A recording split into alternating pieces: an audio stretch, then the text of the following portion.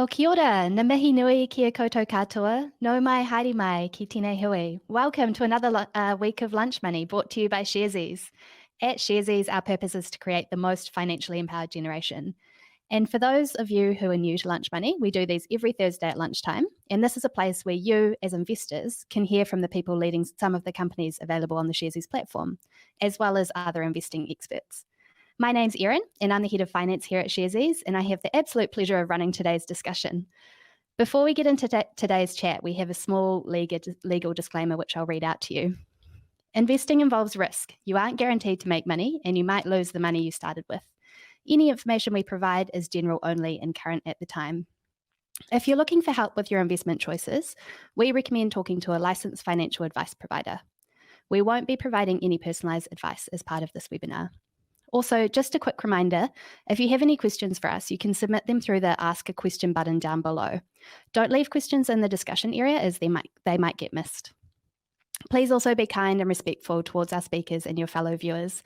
Otherwise, we'll have to take steps to remove you from this webinar, which we really don't want to do.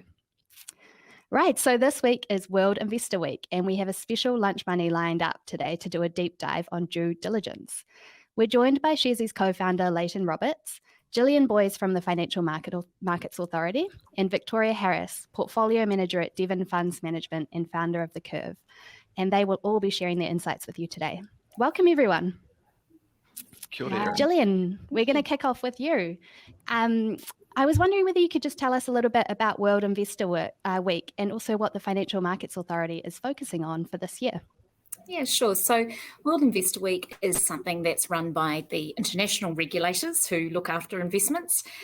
We've participated in World Investor Week since it began, and it's really just a chance for all of us to focus on investments for the week and to think about, a particular theme.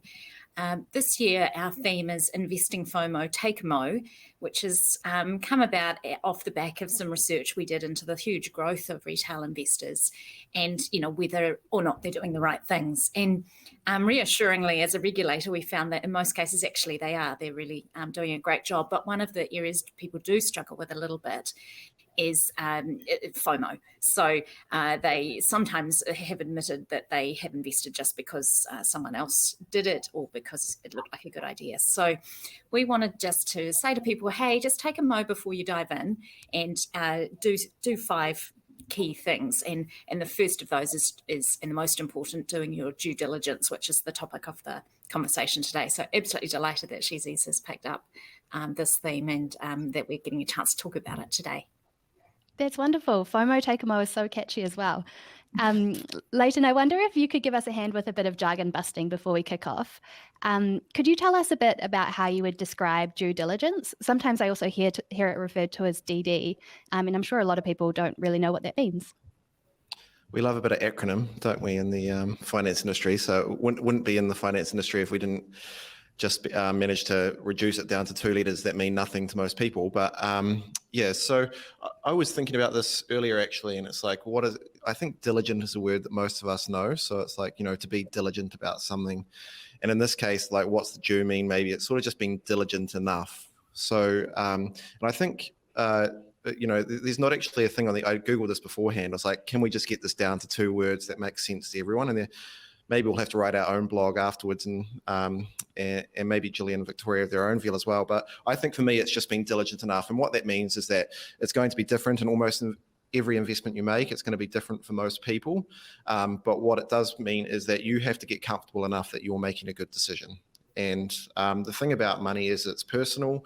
And I'm really looking forward to talking about some of the ways that we all individually approach due diligence a bit later for different things. But if I was just to put it into something basic, it's like, right, it's just being diligent enough to make a good decision, or a decision that you can feel comfortable with into the future. And then as to the why it's important, it's something we reinforce on Lunch Money as often as possible, which is to look at investing first with a risk mindset, not a return mindset, because return comes off the back of risk. Risk doesn't come off the back of the return. And I think often where people start to make bad decisions, it's like hunting that return without observing that there's something else that might matter a bit more on the other side of it. So what am I trying to do when I'm being diligent enough? It's managing my risk to a level that I'm comfortable with, and making sure that if I am taking that risk, I think there's the appropriate upside there for it on the other side if it all goes well. I really like that. I definitely know that I feel more confident as an investor when I feel comfortable with the investing decisions that I make. So it's really nice that that's what due diligence gives our investors. One of the really common questions we get from our investors is what they should invest in. And Victoria, I was wondering if you could give us a hand explaining where due diligence fits into the process of choosing what to invest in. Yeah, well, I think that's a question we get asked a lot at the Curve as well. And I think investing itself can be so overwhelming to so many people. And there's always so many options of what to invest in. And I think due diligence comes into, how to choose what to invest in terms of it narrows your universe. So when you're making an investment, you are giving your savings or your hard-earned money to a company to help it grow. And so you're effectively supporting that company. And so you've got to ask yourself, what do I want to invest in and why? What companies do I want to support? So where do I, what companies do I want to give my money to? And I think due diligence is a big part of that when you're deciding what to invest in. I mean, we wouldn't go buy a car without taking it for a test drive, and you wouldn't go buy a house without, having a look at it first. And it's the same when it comes to investing. Is that, this is your hard-earned money. And I think, the more due diligence you can do, or the research you can do about investment before making that decision, the more confident you'll become in terms of making that investment, and the less risk you'll be taking because you'd have done the research. And I kind of get frustrated sometimes when people refer to investing like gambling, and it's totally not. And I think gambling is when you don't do your due diligence and you're literally just, taking a hot tip, or you're taking what someone else has said, and you haven't done any research yourself and you're investing blindly. And I think that's the difference between kind of investing and gambling. And everyone expects a quick win when it comes to investing, but I think if you do your due diligence and it pays off, then there's a lot more skill and learning involved in that. So. Yeah, interesting. Gillian, so Victoria referred to not doing your due diligence as a little bit like gambling. Could you maybe fill us in on some of the risks that people might be exposed to if they do skip that due diligence step? Well, ultimately, the risk is that you're not going to achieve what you wanted to achieve, because if you've got a goal, you need to choose investments that are going to help you get to that goal, and some will and some won't. So it's really about, first of all, kind of going, well, what do I want to achieve? How much do I need to make? Do I need to be able to access the money, for instance? So, one of the due diligence checks might be, can I sell my investment quickly if I need to access the money? What is the return that's expected? Is that going to line up with what my objective is? And then, what are the risks? And, as Leighton and Victoria have said, are they risks that I'm comfortable with? It might end up costing you a lot of money too if you do forget about the cost part. So we always say risk, return, and cost are the three things you should think about when you're weighing up your investments.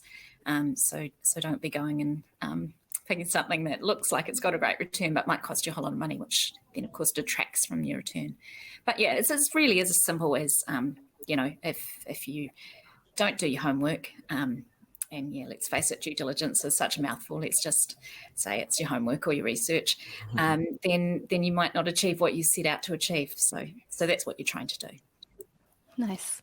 So if we're thinking about getting started with our homework or our research, Leighton, could you maybe give us some tips on how you get started if you're someone that's new to due diligence and hasn't really done it before? Yeah, I don't think there's anyone starting out who hasn't done any. So that, like, I always, I love reminding people about what you have done and write that down as a starting point. So it's like, right, I'm here to invest. Why? Because I want to, make my money work harder for me, or because I want to invest for my children, whatever those things are. But it's like, well, there's your first point, and that's actually the first part of your due diligence. And then the next thing is, if you're there for a specific thing, then how did you get there? So without just using a random company, right, Infratil, someone told me I should invest in Infratil. then you've got some due diligence, right? Someone told me. What else do I know about that company? Or I read about it, and Infotil is about to make a big acquisition in something I really believe in. Then you've got a different piece of due diligence. So it's like starting from a point of what you know is a good place. So just not overthinking this word too much. I had a really interesting conversation with a reporter this morning, actually, at the NBR, and we were touching on it was around World Investor Week and talking about some of the comments Gillian had made recently as well, actually, and also the survey that the FMA did. And I think one of the big risks still that Sharesies faces is like, I think the question specifically given to me was, what's the rub between education and growing our business? And I'm like, there's no rub there, right? Like people, our business is educating people so that they can put meaningful parts of their wealth away in a place that's going to work for them and their goals into the future. So it's like, actually, there's perfect alignment there. And that's what investing is. It's like, this doesn't have to be something you overthink. It is something you can learn as you go.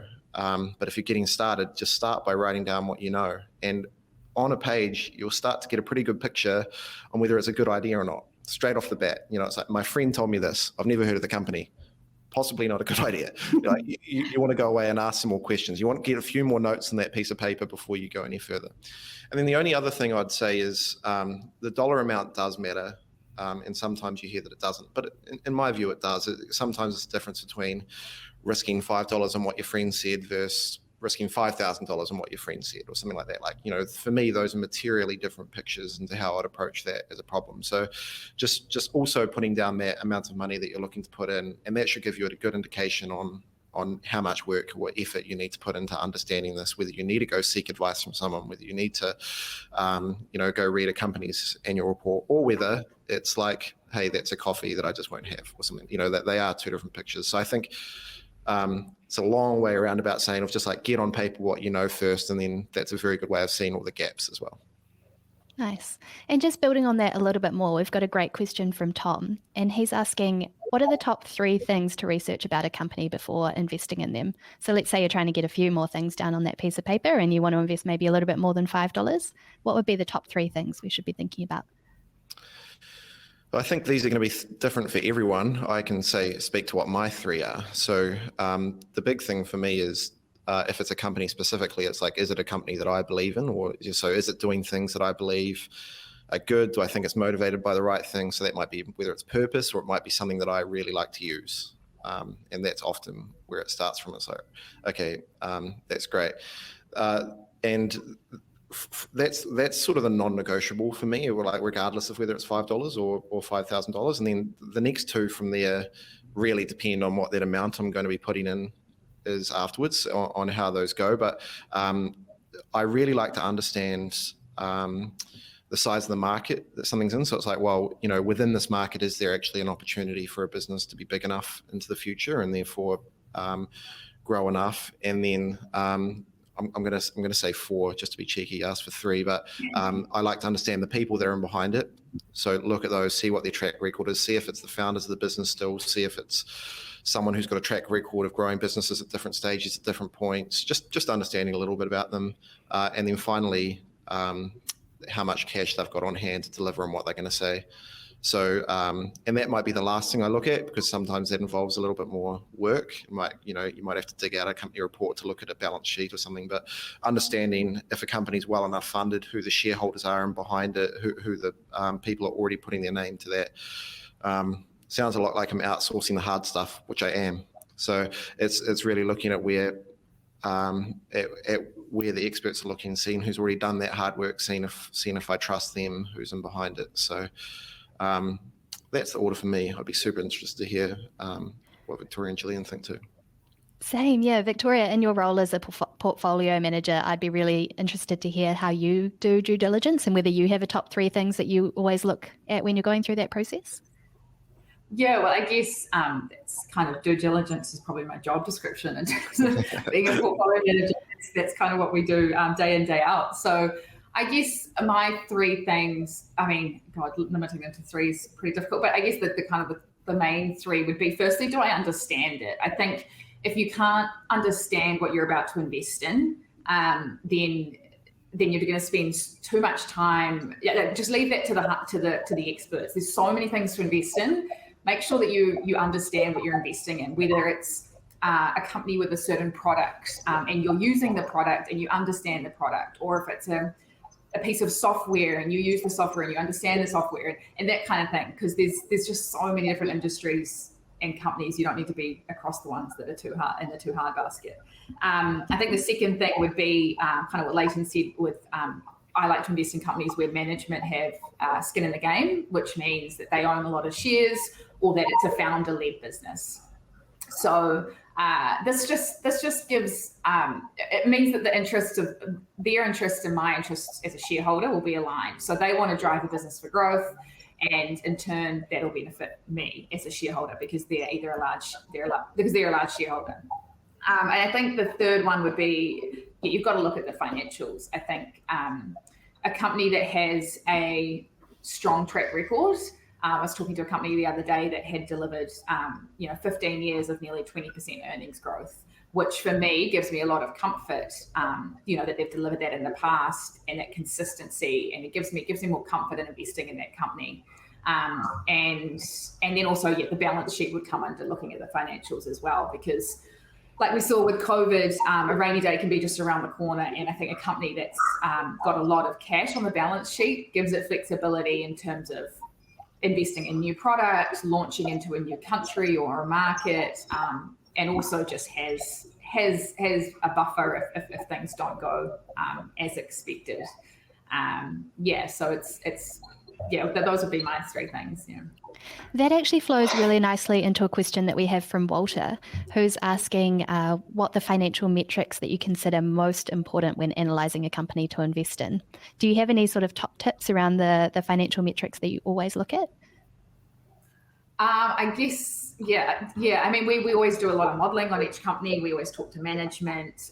We looking at financials is a big part of what we do before making investment. But key ones would be, I guess, around valuation. So, price to earnings ratio. I'd also look at the growth of the business, so revenue and earnings growth. We know that share prices tend to follow earnings growth. So investing in a company where the industry's in decline, it's going to be more tough for that business to grow, I guess. Whereas if they're operating in a growing industry, then that growth of the revenue and earnings is more likely to be positive. And then margin expansion would be another one. It just shows that the management team is efficient, is getting more and more efficient in what they're doing, which again flows to earnings growth. So, yeah. Nice. Leighton, just one question for you. I'm interested to know where you get information about companies from when you're heading into this due diligence process. Yeah, for me, it's the internet. So just start with a Google search. There's so much available now, because often sometimes you have to read through lines and stuff as well, but it is where you can get a lot of sentiment-based things. Like a company might have done some very good numbers over the last 20 years, but be in something that's completely declining now. So the internet can be a great place for picking that up. Almost all listed and public companies will have investor relations sites on their website as well. So there's places to see like the old company reports there. On the exchanges that they're listed on, there'll be announcements that show different things. So depending on how granular you want to go into those. But my general one is the companies I invest in, I feel like I know a lot about before I get to that stage. So through some sort of, I wouldn't say I'm out there, maybe like Victoria in her job, she's out there to go hunt, like as she said, her job is due diligence. And mine is more like something I've been using a lot. It's like, I really think everyone should be using this. That's sort of the more the lens, and then go look a bit deeper from there. So yeah, that's where I look. Cool. Imagine Gillian, without the internet. What did you do without? Yeah, I don't you'd know. have to go to the library, I think. I don't even know. Gillian, sorry, Victoria, what was that? Yeah. I just think annual reports are really key in terms of, if there's one document you could look at, I think before making an investment, it's the annual report. I think there's a lot of background of what the business does, where it operates, Have management been saying what they've said they're going to do? If you look at past annual reports, I mean, that was one of my biggest learning mistakes, was investing in a company that said they were going to do X, Y, Z, and then found out they've been saying that for years and years and never actually done it. So yeah, I think that the annual report is definitely would be what my kind of key information would be in terms of looking at a company. Yeah. Fantastic. Now, Gillian, you're from the FMA, which regulates financial markets in New Zealand, and one of the roles of the FMA is managing and regulating managed investment schemes or fund managers. Could you tell us a bit about why it's important to also do due diligence on fund managers? Yeah, so when I was thinking about this question with my colleagues, I sort of went, oh gosh, do you need to do due diligence on fund managers at all? Because we've already licensed them, and so can't consumers therefore be confident that if they're a licensed fund manager that we've done the work for you? And my wise colleague said, oh well, look, we do license them, but it's a minimum standard, so it probably is still useful to have a look at the fund manager. Who are they? What is their experience? What's their background? Do they have specialties? If you're investing in a fund that's an active fund in particular, you'd want someone who is actually a good fund manager, so someone with some experience in managing the fund type that's there. But yeah, at a very broad level at least, one of the joys of regulating and in terms of, the top three things to think about when you're looking at investments, one of the things might be, is it a regulated investment? So shares that are on the NZX have to follow NZX listing rules, for instance, which gives you some protection because there's continuous disclosure. And they have to provide certain financials like the annual report, which I agree with Victoria is a great document to read. Fund managers, they have to provide a suite of disclosure information. So they don't do continuous disclosure, but they have to always have an up-to-date product disclosure statement, do a quarterly fund update. They have to send you an annual statement once a year that'll tell you how you're doing. They have other documents that they put out as well. So I guess the due diligence on fund managers is a little bit different because to a certain extent you can kind of say as long as they're a licensed fund manager by the FMA, you can have some confidence that we've done at least the minimum checks. Are there any specific red flags or anything that people should be looking out for from your perspective when they're doing that due diligence? On fund managers? Yeah, or just in general? Yeah, I guess, there's no red flags. Well, and I guess in general, there's lots of red flags. So what you're wanting to do is check that your performance is continuing, that there's no major changes in a company, for instance, that might suggest that they're changing their strategy without having told you. For funds, you'd want to be keeping an eye on performance over time. So, past returns are never a promise of future ones, but if they are consistently performing below other funds, for instance, that might be a red flag for you. And you can see that sort of thing on tools like the Sorted Smart Investor tool, where it will show you all the details of managed funds and ETFs. And hopefully it shows you average returns, for instance, and average fees. And fees is another red flag to look out for in funds. You don't really want to be paying, well in excess of the average because at the moment, most funds are performing sort of quite fairly similarly. So, yeah, you want to kind of find something that's a reasonable cost with a, good consistent return. Nice. And then just another question. So obviously there's regulated investments that are things that might be listed on, say, the NZX, but some companies aren't listed. They're privately owned. They might be crowdfunded or, owned just by founders. Are there any extra risks that we should be thinking about when we're investing in that type of company? Yeah, so there are quite a few. So, one is that you might, the big one is that you might not be able to sell your investments easily. So listed companies are listed on an exchange, and that means they're pretty liquid. You can sell them if you need the money. If you're buying something through, a crowdfunding site, for instance, they may or may not have a market for you to sell your investments on. So the best you might get is your free beers or whatever if it's a craft brewery. So, that's a big thing to bear in mind. Victoria's probably got some views on private equity. I'm sure she'd have some thoughts there. Yeah, I mean, I have to agree. The biggest thing is that it's illiquid. If you make a mistake investing in a listed company, you can get out pretty quickly.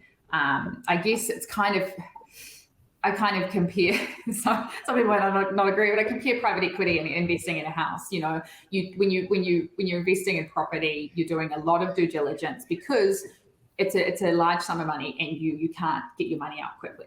And I think with private equity, there's similar traits in that sometimes you're even locked in for a certain period of time. But if you're investing in a private company, yes, you do have to, you might have to, go and find a buyer for your shares should you want to sell. So that really needs to be made, you need to be aware of that aspect, that if you need the funds or if you've made a mistake, you can't quickly get out, and that really should come into your whole due diligence process. And I think also that there's not as much financial information readily available as there is with a listed company. They have to, like Gillian said, they have to make regular disclosures if you're a listed company to the NZX, whereas you don't with your private company. So getting access to that information might be a bit more difficult. But then there's pluses and minuses to both sides of the argument. But it's just, the illiquidity thing is something to definitely be aware of. Yeah. So there are some trade-offs if you're thinking you might get some free beers out of it. Exactly. Really great points. I might actually shift over to the Q&A because there's some really good questions coming through. And there was actually one in the chat from Al Marie. I hope I'm pronouncing that right. And the question was, what if you don't know how to read annual reports? How would you get started, or how would you learn to interpret the information that's in them? Leighton, maybe you have a view on that one? Yeah, I do. I mean, I've worked in the finance industry and studied it, and I still read some annual reports and glaze over. So I would say accept that as a little bit of part of the industry sometimes. Like a lot, I guess the opposite of that is even if you feel comfortable reading them, sometimes you can't just take it at face value. Like people use different companies use different metrics. The creative accountant is a real thing. There's lots of different metrics and things that come through there. So it's really just trying to work out maybe start at the start, which is a lot of companies are now moving towards integrated reports. So you get a really good story around it as well. So you can get a bit of a feel for the company and where they're heading. So look for those ones where actually anyone who can read an annual report. It's words, and the whole learn by doing thing is so important in those. And then as you go through, it's like, well, if you feel like you want to get more involved in it, then it's a commitment to learning a new art or craft, I suppose. And if you don't, then that's not necessarily the only way forward. Like there are other ways of investing that don't involve going through PE ratios or scouring through annual reports. And like if I think about my own investing, and like I said it earlier, it's like sometimes if it's big enough, I do look into a company really well, but I stick to the high level stuff largely. It's like those things are like, do I think the people can deliver on what they're saying? Is the market big enough, and is the company funded well enough to deliver on that? And just finding whatever your principles are that work for the way your brain thinks, and that doesn't necessarily mean that you have to go scouring through those.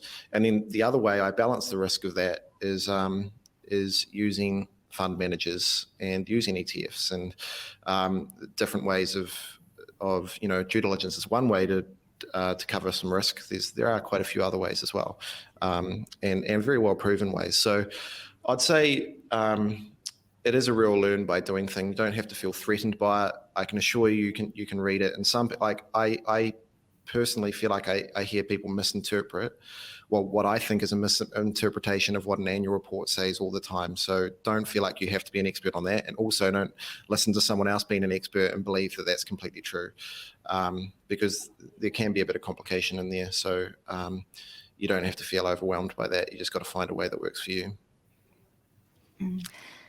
And I find that jargon can often leave you feeling a little bit overwhelmed. So, Victoria, I was wondering if you could help us with a bit of jargon busting. We've got a question, and the question is, what does PE and NTA tell me about a company? What are good values for these, and what causes them to increase or decrease? So perhaps you could just start by telling us maybe what those things are. Yes, so the PE is your price to earnings ratio.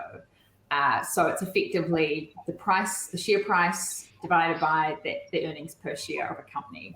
And I'll start by explaining that. So effectively, you kind of can't look at it in isolation. You need to look at it in a comparison to similar companies within the industry, or similar companies in the country, and effectively what you're doing, it tells you whether a company is, I guess, if its share price is expensive or cheap in relation to its earnings. So say a company, for example, was trading at 20 times PE, and then a very similar company was trading at 18 times PE. If everything else was the same in terms of their growth outlook and everything, then the 18 times PE company would be more attractive from an investment point of view. Also, it's good to look at a PE in terms of a company's long-term average. So a company that may have been trading at, say, 20 times PE historically, and it's now trading at 30 times, that looks expensive relative to history, and vice versa. If it was trading at 15 times, historically it was trading at 20, then that might look attractive as an investment. So it's kind of, it gives you a good indication of, I guess, whether a company is cheap or expensive in terms of its share price. NTA is net tangible assets, and that is more around, again, it's kind of more for companies that have a lot of property or kind of hard asset, tangible assets. And that's just showing where their share price is trading in relation to the value of those assets. So again, similar, you can look at it in a similar way in terms of, what historically is it traded at, in terms of its NTA, what are other companies in similar industries or countries trading at in terms of their NTA. So yeah, it's kind of, with investing and looking at financial metrics, you really can't look at a lot of them in isolation.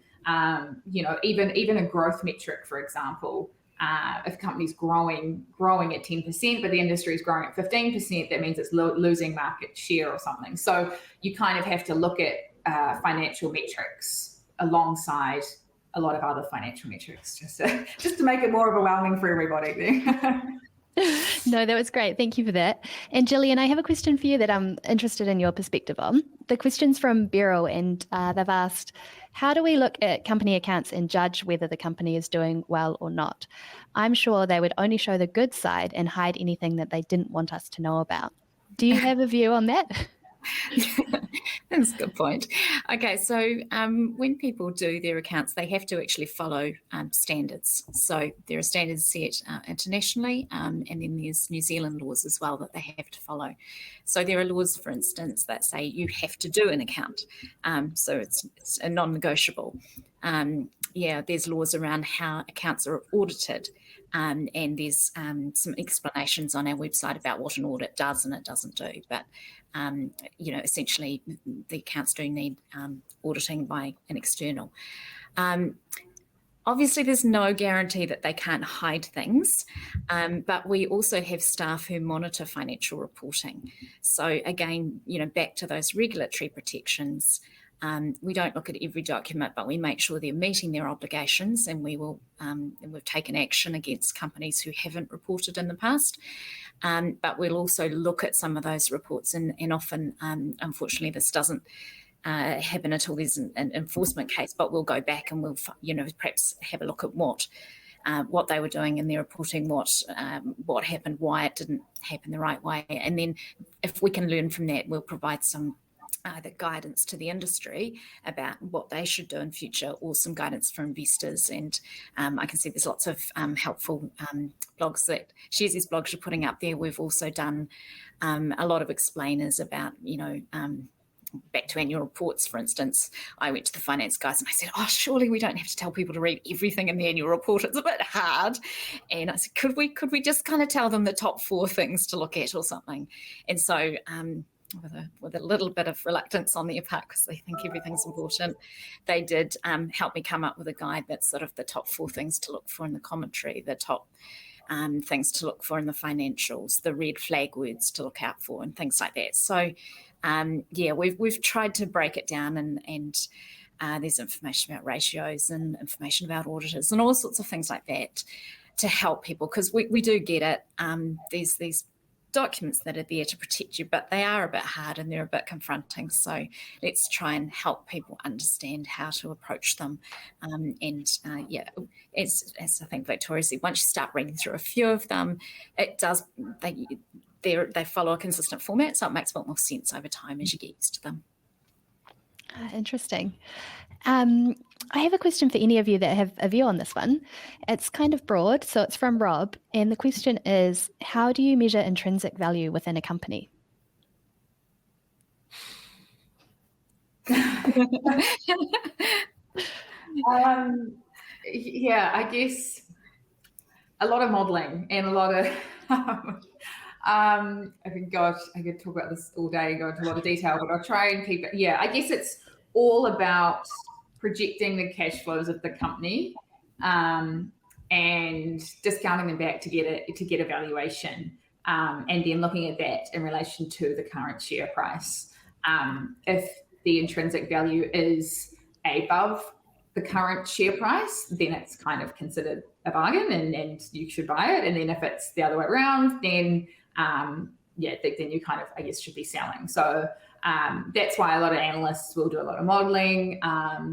But there's also, in my opinion, a kind of a non-spreadsheet side to the job, which I think is equally important. And I think that is, in my PM role, we do a lot of, talking to management, talking to competitors. For example, reading competitors' annual reports. If I'm looking at investing in Kathmandu, I might look at the warehouse annual report and see what Torpedo 7 is doing as a competitor and what MatPak's doing, just to see kind of consistencies across the industry. Or so it's kind of there is an element of looking, not solely at intrinsic value and what number that kind of spits out, but also putting in a whole lot of other factors as well. Leighton, did you have a different view on that one, or do you think that's the right approach? No, I mean, so intrinsic value is normally a tool of fundamental or technical analysis. So I sort of can't remember the exact definition now, but I think in the idea of intrinsic value initially was to try to form a simplified view of getting to an assets valuation. Because if you look at the actual formula, and I can't remember what it is now, but you can bring it back to some reasonably small, a reasonably basic formula to get to an assets value today. But the work that goes in that analysts do now, Erin, we've looked at a few of them lately as well, but there's a lot of thinking and a lot of analysis. So no other view. I'm sure Victoria's much better to speak to that than what I am. It's not something I do a lot of, that's for sure. So if we've got a really interesting question about a share price that's not doing well. And the question is, if it's not doing well, where can you inquire about why it's not doing well? Can you go straight to the company and ask? Is there a way that you can get answers or understand that trend a little bit better? What would you do if you saw a share price going in the direction that didn't really make sense to you? Oh, that's a daily thing. If I reacted to that every time.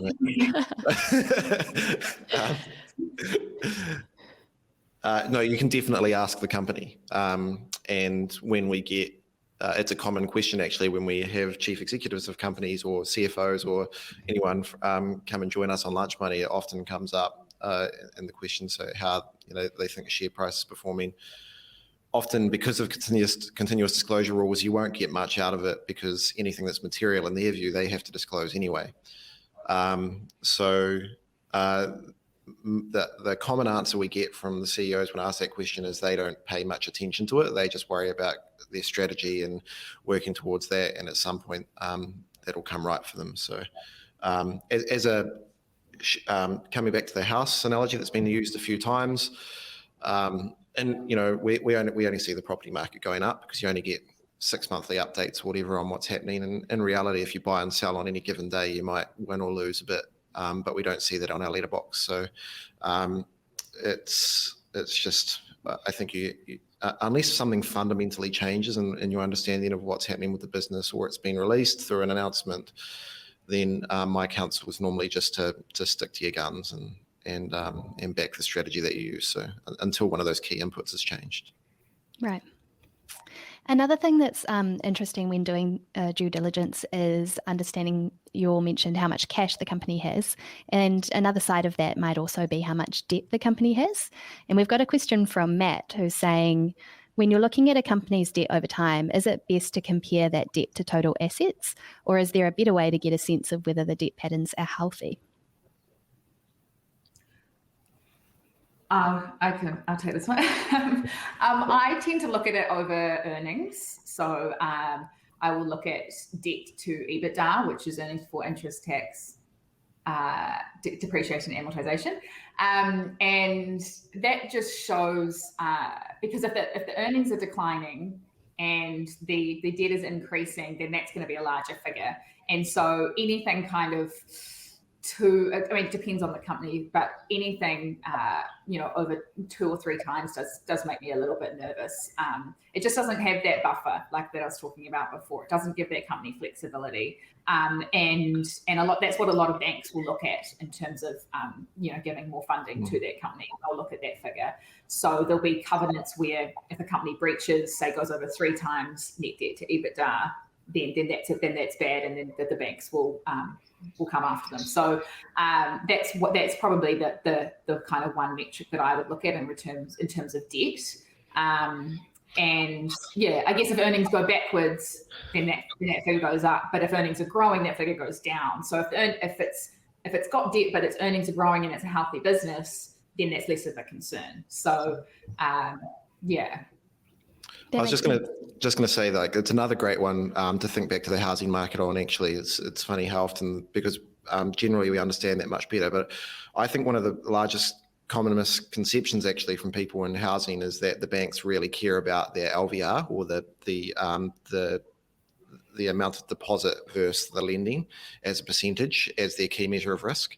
But you hear people talk about LVR and they understand that all the time, but sitting in the banking stores, LVR really comes about as a requirement, or lately actually a tool to try slow house price growth, or manage, another lever towards, so a macro lever for the Reserve Bank. But in reality, in the bank stores, they really care about how much you earn and put a risk profile around that, and how, regardless of what happens to the price of your asset, will your job or whatever your earning potential is be able to continue to pay that debt down regardless. So I think it's very similar to that. It's like the company's ability to pay back those loans tends to be far more important than any measure of underlying asset or something like that, which can move up and down much more fluidly. Right. So a company earns earnings, and they might choose to repay interest or repay debt with those earnings, or they might choose to reinvest it into the company. They might also choose to pay that out as dividends. And we have one question from Ben who's asking, how do I find out if a company does pay dividends? Is that maybe something that we could find in annual reports, which we've talked a bit about today, or would I find that information somewhere else? Yeah, that'll be in the annual report, yeah. It's also on the Sharesies app, or most broking platforms will show the dividend return. Most exchanges as well, I think, give that announcement. Once again, the other thing, I don't know if hopefully it is well understood. There is value in businesses. They do try to pay consistent dividends. There's no doubt about that.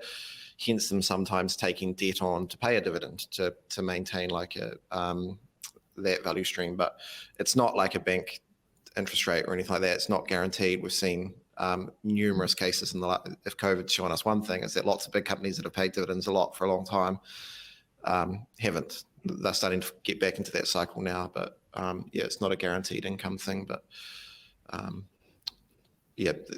normally those apps will just sum the last 12 months up and present it to you as a percentage. Easy, cool. So annual reports or Sharesies are a good place to look. We are actually out of time for today, so thank you all for your questions and thanks for tuning in. And a very special thank you to Leighton, Gillian and Victoria for joining us. We really appreciated your time and your insights as well. It's been great. Next Thursday, we have a slightly different lunch money coming up. We thought it might be useful from time to time to run a general overview of different sectors and industries. So next week, we'll be hosting a one-on-one on the electric car industry, which will be really interesting. You can register through the link in the chat. We'll see you all next Thursday. Enjoy the rest of your week and stay safe.